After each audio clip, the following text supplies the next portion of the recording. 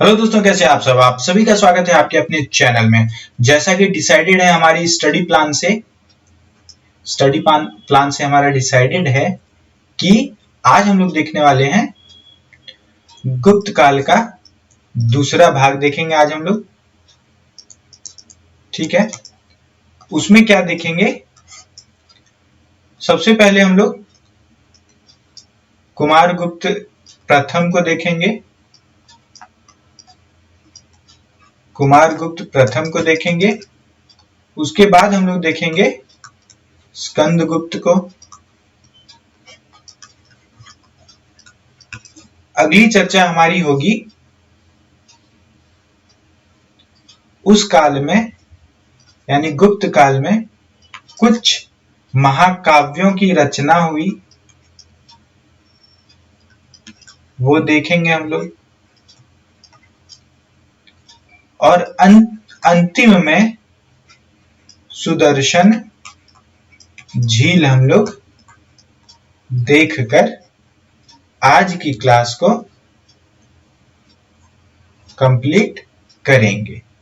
ठीक है, तो चलिए अब आज हम लोग स्टार्ट करते हैं कुमारगुप्त प्रथम से। कुमारगुप्त प्रथम का शासनकाल 415 ईस्वी से 445 ईस्वी तक रहा। कुमारगुप्त प्रथम चंद्रगुप्त द्वितीय के पुत्र थे, जो चंद्रगुप्त द्वितीय के पत्नी ध्रुव देवी का द्वितीय पुत्र थे। और इनके एक और पुत्र थे जिनका नाम गोविंदगुप्त था, जो कुमारगुप्त प्रथम के छोटे भाई थे। ठीक है, चलिए आगे देखते हैं। कुमारगुप्त के शासन का वर्णन उसके मंदसौर अभिलेख में। मंदसौर अभिलेख कहाँ है? एमपी में है। तो कुमारगुप्त के शासन का वर्णन कहाँ मिलता है? तो मंदसौर अभिलेख में। मंदसौर अभिलेख किसकी रचना थी? तो वत्स भट्टी की रचना थी। इस अभिलेख को यशोधर्मन विजय स्तंभ भी कहा जाता है। कुमारगुप्त प्रथम का शासन जो है काफी शांति एवं सुव्यवस्था का रहा। साम्राज्य की उन्नति पराकाष्ठा पर थी। गुप्त सेना ने पुष्यमित्रों को बुरी तरह से परास्त किया था। कुमारगुप्त ने अपने विशाल साम्राज्य की पूरी तरह रक्षा की, जो उत्तर में हिमालय से दक्षिण में नर्मदा तक तथा पूर्व में बंगाल की खाड़ी से लेकर पश्चिम में अरब सागर तक विस्तृत था। कुमारगुप्त प्रथम के अभिलेखों या मुद्राओं से ज्ञात होता है कि कुमारगुप्त ने महेंद्र कुमार, श्री महेंद्र व महेंद्रादित्य की उपाधि धारण की थी। कुमारगुप्त प्रथम स्वयं तो क्या थे? वो वैष्णव धर्म को वो मानते थे लेकिन उन्होंने क्या किया कि वो धार्मिक सहिष्णु थे। सहिष्णु का मतलब हम लोगों ने समझाया ना, तो वो धार्मिक सहिष्णु थे। और कुमारगुप्त के सिक्कों से क्या पता चलता है कि उन्होंने अश्वमेध यज्ञ भी कराया था। उनके सिक्कों में हो सकता है कि वो यज्ञ आहुति देते हुए नजर आ रहे हैं, है ना। तो इस तरह की चीजों से पता चलता है कि उस समय यज्ञ आदि भी किए गए और यशोमेध यज्ञ किया गया। गुप्त शासकों में सर्वाधिक अभिलेख, सबसे ज्यादा यदि अभिलेख किसी के शासन काल में अगर पाया गया तो वो कुमारगुप्त ही थे। इसने अधिकाधिक संख्या में क्या किया कि मयूर आकृति की रजत मुद्राएं प्रचलित की। रजत मुद्राएं क्या होती हैं? चांदी की मुद्राएं होती हैं। इन मुद्राओं को क्या कहा गया? चांदी की जो वो मुद्राएं थी, रजत मुद्राएं, उनको क्या कहा गया? दिनार। अभी भी आप लोग देखोगे कि कुवैती दिनार जो है काफी महंगा होता है। ये 100 के ऊपर ही होता है। हमारा 100 रुपया, उनका 1 दिनार। जैसे अभी 70-75 के आसपास है ना, 75-76 इस तरह डॉलर है ना, तो उसी तरह हमारा 100 रुपया कुवैती दिनार 1 रुपया लगभग, समझ रहे हो ना आप। कुमार गुप्त प्रथम के शासन काल में ही दुनिया के प्राचीनतम विश्वविद्यालयों में नालंदा विश्वविद्यालय जो है उसका स्थान था, जिसमें विभिन्न विषयों के लगभग 10,000 से अधिक छात्र अध्ययन करते थे। नालंदा विश्वविद्यालय में एक विशाल पुस्तकालय था, जिसके कुछ भाग थे जिनके नाम क्या थे? रत्न रंजक, रत्न सागर और रत्नोदधि। इसे ऑक्सफोर्ड ऑफ महायान बौद्ध भी कहा जाता है, नालंदा विश्वविद्यालय को। नालंदा विश्वविद्यालय की पहचान या खोज सर्वप्रथम कनिंघम द्वारा की गई। तो ये याद रखना आप लोग, सर्वप्रथम खोज या पहचान किसने की?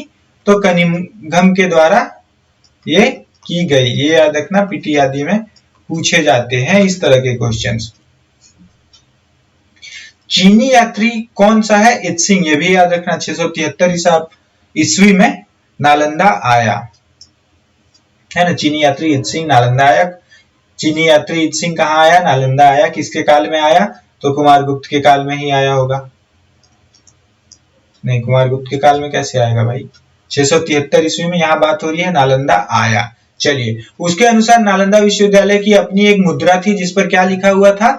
श्री नालंदा महाविहार आर्य भिक्षु संघस्थ, या उस मुद्रा पर उत्कीर्णित था। अब हम लोग देखेंगे स्कंदगुप्त को, जिनका शासनकाल 455 ईस्वी से 467 ईस्वी तक था।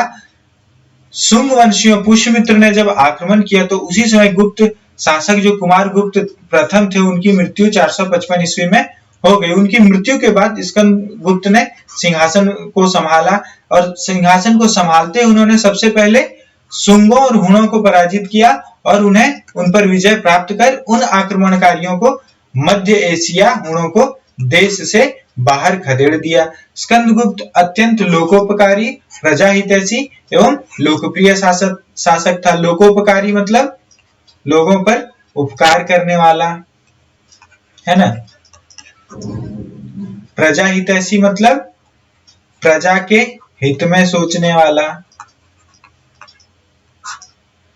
और लोकप्रिय, लोकप्रिय मीन्स लोगों को प्रिय होना। अभी सेलिब्रिटी वगैरह नहीं देखते हो आप लोग, नहीं सुनते हो, तो उसी तरह लोकप्रिय होते हैं वो, तो उसी तरह वो भी लोकप्रिय थे। उसने 12 वर्षों तक शासन किया। स्कंदगुप्त ने भी विक्रमादित्य एवं क्रमादित्य की उपाधि धारण की थी। हुणों का प्रथम आक्रमण स्कंदगुप्त के काल में ही हुआ था। स्कंदगुप्त के जूनागढ़ अभिलेख, इसका बहुत ज्यादा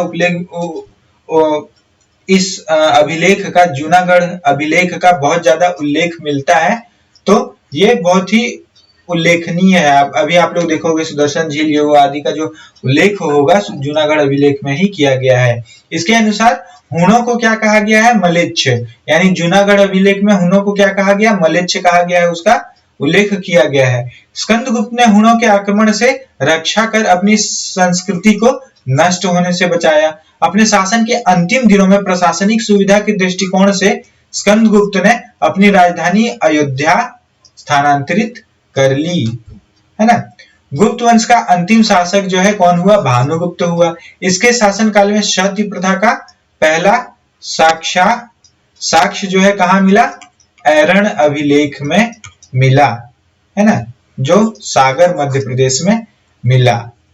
सुल्तानगंज जो भागलपुर में है, वहां से कांसे से निर्मित 2 मीटर ऊंची भगवान बुद्ध की प्रतिमा पाई गई है, जो गुप्तकालीन ही है। सुल्तानगंज का अजगैबीनाथ मंदिर तथा कहलगांव के समीप स्थित गुहाएं भी गुप्त काल में ही निर्मित की गई हैं। गुप्त साम्राज्य के 6वीं शताब्दी के मध्य तक पतन हो गया पूरी तरीके से। कुमारगुप्त तृतीय जो रहे, कुमारगुप्त प्रथम हम लोगों ने देखा, कुमारगुप्त तृतीय जो रहे वह वंश के अंतिम शासक हुए।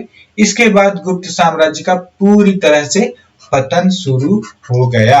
धर्म शास्त्रों में भू राजस्व की दर दी गई थी, जो गुप्त काल में सामान्यतः उपज का 1/4 या 1/6 होता था, है ना। 25% से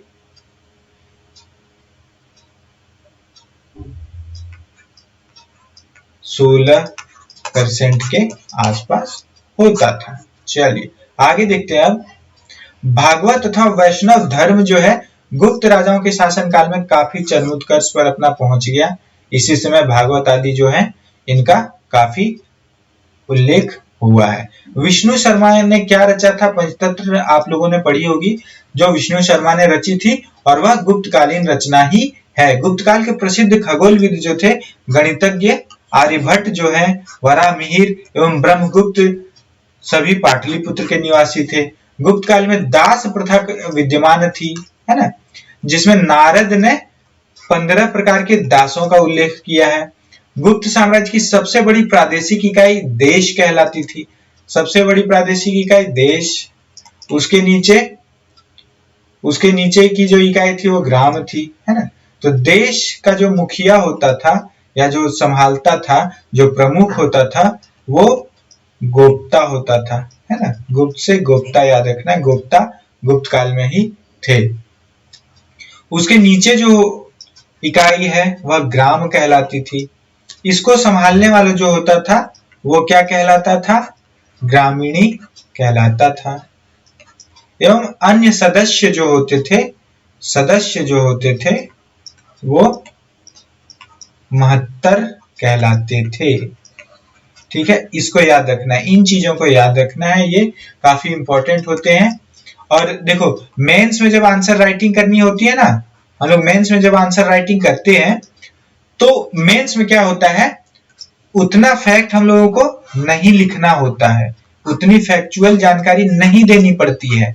लेकिन फिर भी यदि इस तरह की चीजों का उल्लेख अगर आप कर देते हो तो आपके पास एक एक्स्ट्रा एज होता है ना, एक्स्ट्रा एज होता है। एक अन्य से अलग, दूसरे जो हैं उन कैंडिडेट से आपको एक अलग तरीके से देखा जाएगा। तो ये सब याद रखना इंपॉर्टेंट है, मेंस के लिए काफी इंपॉर्टेंट है, और पीटी में तो पूछा जा सकता है लेकिन मेंस के लिए काफी इंपॉर्टेंट है।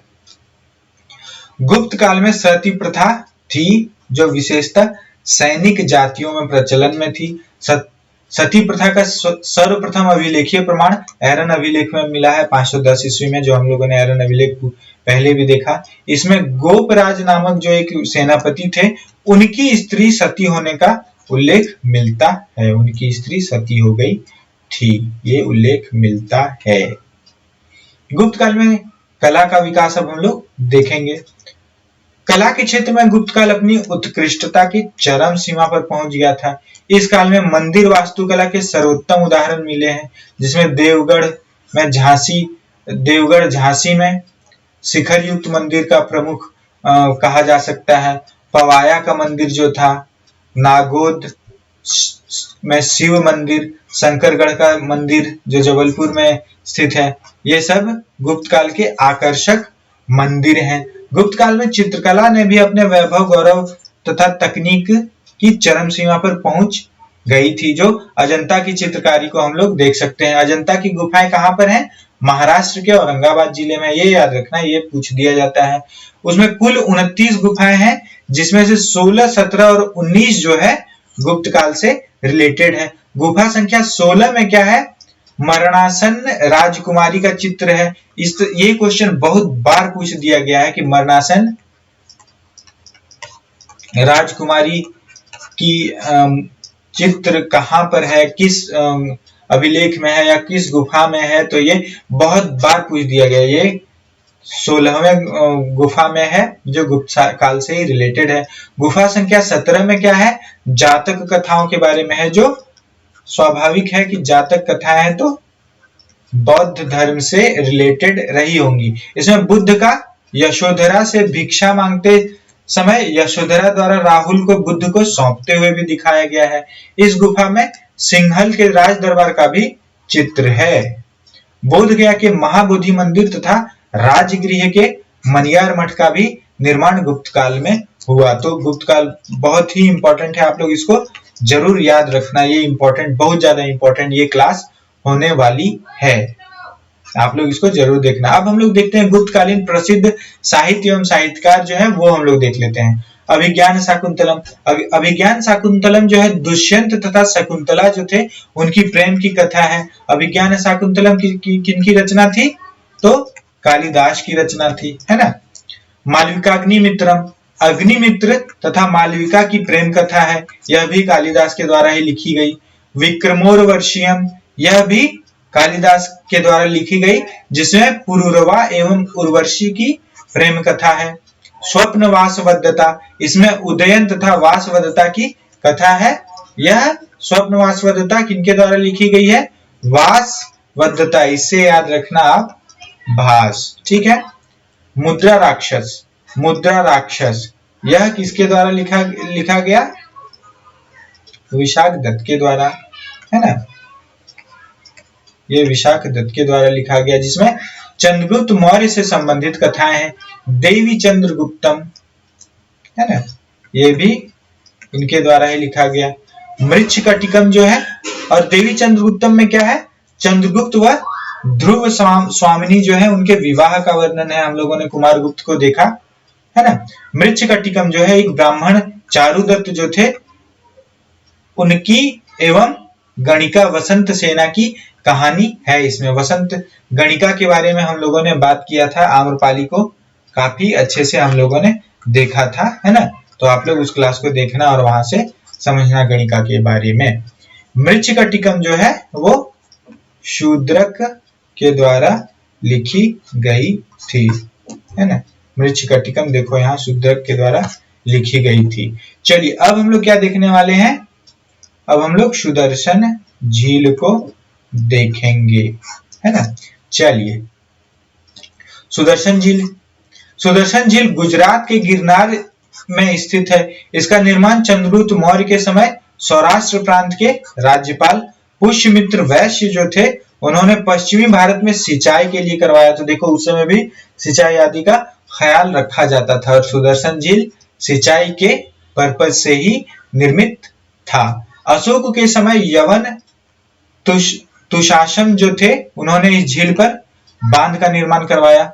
शक महाक्षत्रप रुद्रदामन 130 से 150 ईस्वी के समय पहली बार यह बांध टूट गया। रुद्रदामन के समय जो शक के महाक्षत्रप का अर्थ होता है वो महाक्षत्रप एक उपाधि है जो राजा सबसे बड़े हैं, खुद को बड़े कहते हैं, मानते हैं, वो हो गए।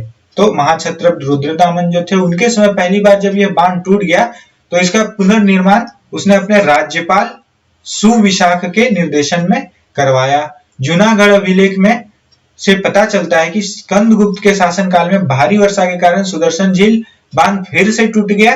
तब इस झील का पुनरुद्धार का कार्य सौराष्ट्र प्रांत के गवर्नर पर्णदत्त का पुत्र चक्रपालित के द्वारा संपन्न किया गया था। स्कंदगुप्त ने झील के किनारे विष्णु मंदिर का निर्माण भी करवाया था, क्योंकि स्कंदगुप्त वैष्णव धर्म को मानते थे। ठीक है,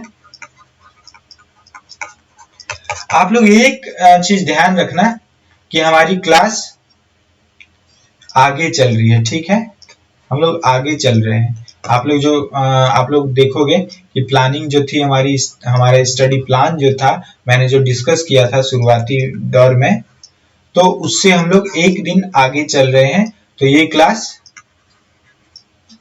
समय से पहले हम लोग कंप्लीट कर लेंगे। ठीक है, चलिए तो मिलते हैं अगली क्लास में। तब तक के लिए जय हिंद और जय भारत। मिलते हैं अगली क्लास में, तब तक आप सभी का धन्यवाद।